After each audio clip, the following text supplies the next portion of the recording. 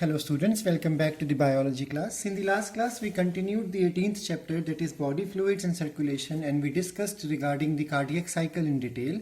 We learned that in the last class that cardiac cycle includes the events which occur in a cyclic manner, and it involves the alternate contraction followed by relaxation or distension of the chambers of the heart.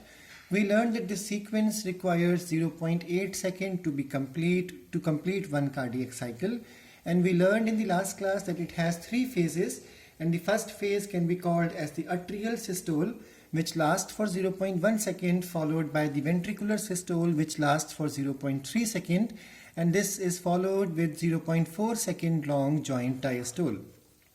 We learned that the first step of the cardiac cycle is the simultaneous filling of the atria and ventricle. We learned that in the beginning the joint diastole is going on. Both atria and ventricle, they continue to remain in a relaxed situation, and the blood continues to pour from atria even into the ventricle through the atrioventricular apertures as the cuspid valve, whether the tricuspid or bicuspid, they allow this movement. And this continues as long as till the 70% of the blood enters into the ventricles. So we learned that the ventricle receives the 70% of the blood in the form of passively pushed blood. After that, what happens is the SA node starts developing the impulse. This impulse causes the muscles of the atria, both atrial walls, to undergo contraction. This contraction causes the atria to undergo systole lasting for 0.1 second, and because of this atrial systole, the leftover 30% of blood which is retained in the atria is also pushed into the respective ventricles through the atrioventricular apertures. We learned in the last class that there is no backflow possible in this state because there are sphincters present at the roots of the veins, and we learned that after this atrial systole, for the next 0.7 second, the atria undergoes relaxation or diastole.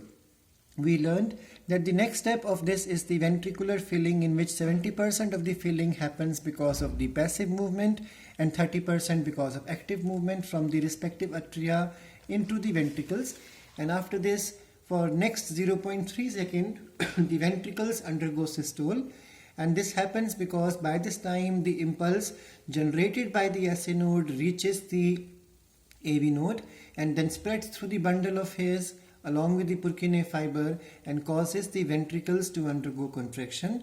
This contraction causes the blood to move out of the ventricles, and they enter into the pulmonary artery and the systemic aorta, and backflow does not take place because the tricuspid valve and bicuspid valves, they undergo a sudden closure. That closure is heard in the form of the first heartbeat sound, which is also called as the lub sound. We also learned that after the systole gets over, the ventricles begin to undergo diastole or relaxation or distension, and that lasts for 0.5 seconds. We learned that there are two types of valves present which in the right side of the heart we have the tricuspid valve, the left side we have the bicuspid valve, and their closure is heard in this manner.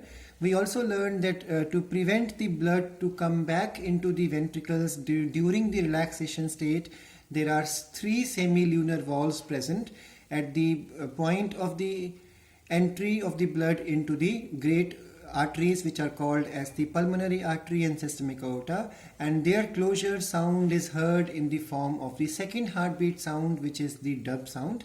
So because of these valves, movement of these valves, the heartbeat sounds are visible. This is followed with the last step again, which is the joint diastole lasting for 0.4 seconds. Both of the atria and ventricles undergo relaxation during this state. We also learned this diagram of the pie chart, that the atria is supposed to be undergoing contraction for 0.1 second, followed by the full 0.7 second for the relaxation.